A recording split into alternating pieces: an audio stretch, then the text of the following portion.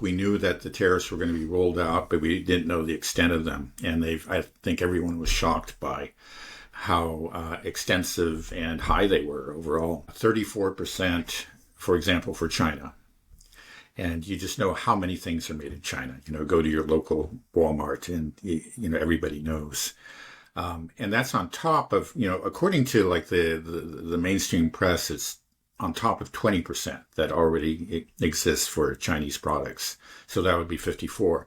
But Bloomberg did an analysis and said that it was actually 33% already. So, we would be talking about, roughly 67%. That's quite extraordinary. That's going to have a real impact. And then the thing is that China has retaliated. They're going to impose 34% tariffs on U.S. products. And that's going to, of course, hurt U.S. manufacturing, U.S. agriculture. We're in for a rough ride. There's no question about it. I was thinking further about the impact of tariffs in general. I understand the economic arguments against them, and I think that they generally hold. In general, tariffs are a bad idea, but there are exceptions to, I think, just about every rule. And one big exception is that, we look at the case of Russia, and we've talked about this earlier. They didn't have tariffs; they had worse than tariffs. Essentially, just everything. Their trade with their largest trading partners, which the European countries, that was just cut to. No, not to zero. There is still some trade going on, but greatly reduced to a very small fraction of what it was before. And yet, after a recession in the first year, I think that the Russian economy shrank by 2 or 3%, which, by the way, was a much smaller contraction than what was forecast for them. People were saying it might be 25 or 30%. Nothing like that happened. They bounced back, and we've had 2 years of very, impressive growth, of over 4% 2 years in a row. And in that time, Russia has gone from being being classed as sort of a middle ranking country in terms of prosperity to among, the prosperous countries.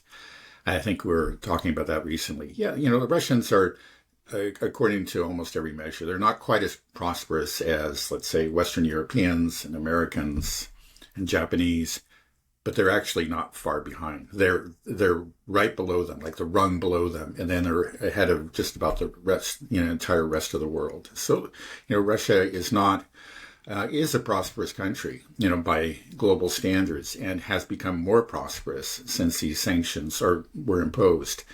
So, according to economic theory, you really wouldn't expect that. Let's be honest. If that they were denied these trading opportunities, you would think that would reduce overall economic efficiency, and that Russia would be poor. I think that's what most people saw, but it didn't turn out that way. And I think it shows that there are some gaps or exceptions to this economic law. Economic theory always depends on this idea, the notion of rational actors.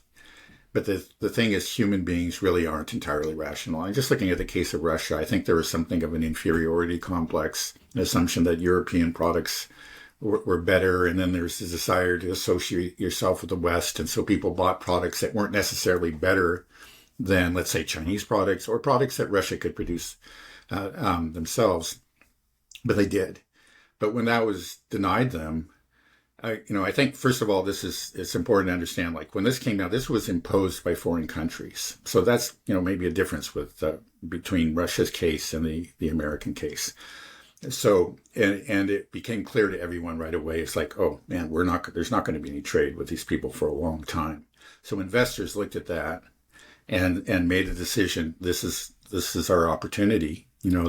These niches have opened up, and they immediately invested, in manufacturing and replacing the products that had been supplied by the West. And then I think there was a patriotic element also. This is imposed by foreigners. As my duty as a patriotic, Russian businessman, I'm gonna localize this industry. We're going to build up our own industry. Now, so I think we can look at it and see that, like, tariffs, aren't necessarily disastrous, in certain cases.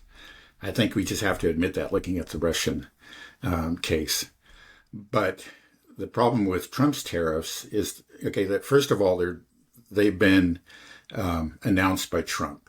And Trump is just famously erratic. I mean, he already has been erratic and inconsistent on tariffs. He's gone back and forth, vis-a-vis Mexico and Canada.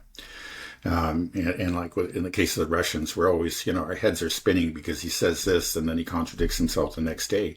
So if you're an investor, let's say if you're a major U.S. corporation and you look at these tariffs, you could say, well, if you knew for a fact, or for near certainty that these tariffs would be in place for the next 20 years, you say, okay, yeah, I'm putting down $3 billion, on this developing, a local manufacturing capability. In other words, we're going to build factories and we're going to meet the needs of the American consumer. We're going to replace the foreigners that were doing that for us. This is a wonderful opportunity. But that's a lot of money, $3 billion, and it takes time too, right? And you only do that if you have this, if there's a certainty or near certainty, that these are going to be in place for a long period of time. But I think everybody's asking the question, is this for real? I don't know what's Trump. Is this for real? Or is it, even if it is, like he sticks to it throughout his administration, and maybe he will. What happens, if the Democrats came back and they abolish it? Or again, kind of a trade-friendly Republican, because there certainly are a lot of those too. So I think I don't think we're going to see the benefits which could actually accrue from tariffs. It just seems like that's quite unlikely in this case. In any case, like even in an ideal world, even if these were done in a very kind of logical and deliberate fashion and businesses accepted it, the negative consequences of tariffs are much more immediate than the positive consequences, the potential benefits. Because immediately, or in the very near future, I think we're going to see inflation. It's just that's just a fact. How can we not see it on certain products?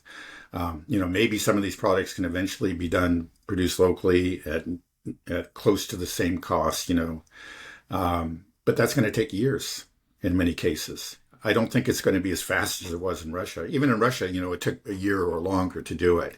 So the inflation, the chaos was up there in the first couple of months, but people accepted it as this was something that, foreigners did. In this case, you're going to have the negative consequences. And then I don't think we're going to see the positive consequences. Even if the businesses move in, it's going to take some time. So there's going to be a lot of anger and a lot of pressure on his administration to rescind these tariffs. In the meantime, I think it's really, it seems to me that this was a disastrous move by Trump. Right. I mean, for Russia, they were preparing for the sanctions in advance as well. They knew that they were coming, and so they're preparing to absorb the blow. We weren't doing that either. And I don't think you can underestimate the value of what you described as the patriotism, the fact that this was imposed by a foreign power, how this had a unifying effect for the Russian people, that they felt that they were being attacked unjustly, and that human spirit, I think, motivates, it can really drive an economy in ways that we can't really tangibly calculate. So I agree. I think we don't have any of that here in the U.S. Tariffs and sanctions are not equal in that regard. Maybe if China was sanctioning us, then maybe we could see some type of, hey, all those Chinese are unfairly doing this to us, and we're going to get together and build our own spoons and fill the shelves of Walmart. But that's not going to happen. But then the other thing is just I just don't understand how they expect, manufacturing to just flip a switch and then it's there. We don't have the labor force for it. We don't have skilled workers. We don't have the expertise. We don't have the factories. Like we don't build things. Like does Trump honestly think that we would be able to just fill in all these gaps with our own ability to produce these goods in a matter of years, 2-3 years? Well, I imagine it would take a decade. Yeah, I think that that is probably what he believes. I mean, he just doesn't really understand the economics here, the reality. He's a real estate developer. That's something very different. The time scale and the I think clearly he doesn't understand the consequences. He has this. I think this is often the case of Trump, that he may have some reasonable or healthy instincts about different things. Like, hey, this is cruddy, I see this, industry is declining in the Midwest, and these towns are in severe decline or just shriveling up. And it's because all this has gone overseas, and I want to reverse that. But this is actually a very, as you point out, this is not so easy. You don't flip a switch, but in his mind you do, I think. This was not very carefully thought out at all. In fact, I think, it's actually, I think a lot of people have pointed out, they're trying to figure out how he arrived at these numbers. It has nothing to do with, he claimed it was reciprocity, meaning that, okay, if they're putting a 10% or a 20% tariff on our goods, we'll put a 20% on theirs. That's not what happened. You look at it, and it has nothing to do with tariffs of the various countries, but rather it's just about the trade imbalance. So he decided essentially that if we're running a large trade deficit with a country, then we're just going to slap extra high tariffs on that country to equalize it. And I think that it's all based on that. Or at least that's a good part of it. There's no question about it. But, assumes that it's just like if there's a trade imbalance, that it must be due to something unfair or whatever. But, that's not necessarily true. Just for whatever reason, this country has less need of our products, maybe because of their geographical location, their own production of facilities or whatever. And then they have something that we really want. And, that's the way it works, right? It's not like you have to have this exact balance with every country. It just doesn't make sense, because this is, every country has a different portfolio, so to speak. And we have our own demands, and that's how it works out, in a free trade system. It's inevitably going to be like that. But then countries that have been exporting a lot to us, like Vietnam, I think they got hit the hardest by this 49% tariff on top of whatever was existing beforehand. It doesn't, and as, others have pointed out, that this was done without regard for, any kind of, the overall geopolitics. Regardless of whether a country is a friend or a foe, an ally or not, it was all about the economics. So a lot of countries that we worked hard to build up, the U.S. has worked hard to build up, very good relations with over the years, have just been slapped, all of a sudden with these very high tariffs. They've been subject to this very hostile act. That's how they're going to perceive it. So it could do a lot of damage, not just economic damage, but, quite a bit of diplomatic or political damage.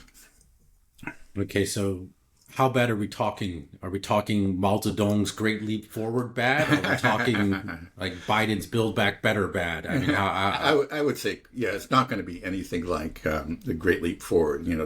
According to some estimates, that resulted in the starvation deaths of 40 million Chinese. That was really a horrific, catastrophe. I think it would be closer to Biden's Build Back Better, but I think potentially worse. Well, partly, it's partly timing. It's just that I know people argue about this, and some economists will disagree, but I think our economy is overdue for a recession. There have been, it's been on kind of a life support. I think that's part of what Biden did, is that he just pumped a huge amount of money into the economy just to keep it afloat. to keep the statistics looking good. And then, of course, we got inflation, and I think it's much higher than, the official statistics. Just speaking as somebody who shops at the local grocery store or supermarket, there's no question that it seems to me, at least the things that I buy, they've gone up a lot more than the official statistics show. And that was a result of what Biden did. We had this inflation, and then we just had this, again, this kind of artificial stimulus. It was based on just these huge infusions, which continue to this day. We're running these huge deficits. And what is it, every 4 months or so, we add another $1 trillion of debt. That's clearly unsustainable. So we're already in, a perilous condition. And, if the economy was going real strong, the consequences would not be so bad, but I think potentially it could be really bad. It could be what pushes, the economy over the edge. It's something that was going to happen, I think, within the next couple of years anyway, and it'll just make it happen sooner, and it will make that recession more severe. This is my uninformed but kind of common sense view of the economic situation. Right. Something that worries me is that if the economy completely tanks and Trump puts a lot of stock in his, in the state of the economy. He's always saying, I had the best economy ever, the greatest ever. He really, is proud of his record, even though, you said, a lot of inflation was under Biden. I'd like to say part of it was also Trump. Trump was spending like a drunken sailor, especially when COVID first hit, which, led into the inflation, and Biden just took the baton and ran. So, if he's getting a lot of heat because inflation is skyrocketing, people are losing jobs, it's just a mess here in the United States. What I'm afraid is that we'll enter the blame game. He'll try to blame Biden. He might start blaming China because there's going to be reciprocal tariffs that are already placed from China, 34%. And this could lead to potentially, if everything's going to hell, maybe we start another war and blame somebody else. That's what I'm afraid of. Do you think that's a likely scenario or possible scenario? Oh, yeah. I think it certainly is. I mean, it's just, this is kind of a well-known phenomenon, is that, what is it, patriotism, is the last refuge of a scoundrel. That's this old saying. I just say, again, a politician, who finds his back against the wall, a particular president, because, of course, he has the power as the commander-in-chief to start a war. He shouldn't have that power, by the way, but, according to our Constitution, that is power that is Congress's. But, that hasn't been the case for a long time, ever since the Korean War. So, yeah, there's that temptation, just like we're seeing for Netanyahu, right? He's in a real pickle, and so he has this great incentive to actually start a major war. It's a war that he wanted to start anyway, but I mean, his motivations are all the greater, and you could see that happening with Trump too. I don't think he's beyond that. You were saying that everybody is guessing whether or not, is this for real? Is he going to rescind these tariffs? And I was thinking that too. I was thinking when things start to really turn south, he'll probably rescind. If he does do that, what would that mean for his presidency and the economy? Is it just a lack of trust? I mean, what's the fallout from that? Yeah, well, that's, that too would have its negative consequences. Just say, by issuing these executive orders and then rescinding them, he's creating an atmosphere of tremendous uncertainty. What's this guy going to do next? And like I think I've said a couple of times in recent programs, certainty is very, very important for investors. And uncertainty means that, okay, we're just going to wait and see because we don't know what the heck is going on here, right? So we're just going to wait and see. And that, it's really investment that drives the real economy. And if the investors just hold back because it's just such an uncertain situation, you have somebody who's so reckless in charge of the economy, they're going to withhold their funds until, they have a sense that the storm is past and that because, who knows? He could reverse himself again, right? He's already done this. So yeah, and then it just becomes a problem in general. It also, you see the same problem vis-a-vis geopolitics, diplomatic relations. If he's always changing, he's making threats, he doesn't follow through on most of them, and then and changing his position. Well, that just creates this whole atmosphere of uncertainty. You just don't know, what's going on, and the more uncertainty there is in the geopolitical sphere, I would say the greater the chance for some kind of miscalculation on the part of a country. Just like they don't really know what's going on, like, is this threat for real? I think maybe we have to, or it's not, and they miscalculate, because it's very easy to miscalculate when you have somebody whose behavior you can't predict in charge. And that could lead to a miscalculation that could lead to a war.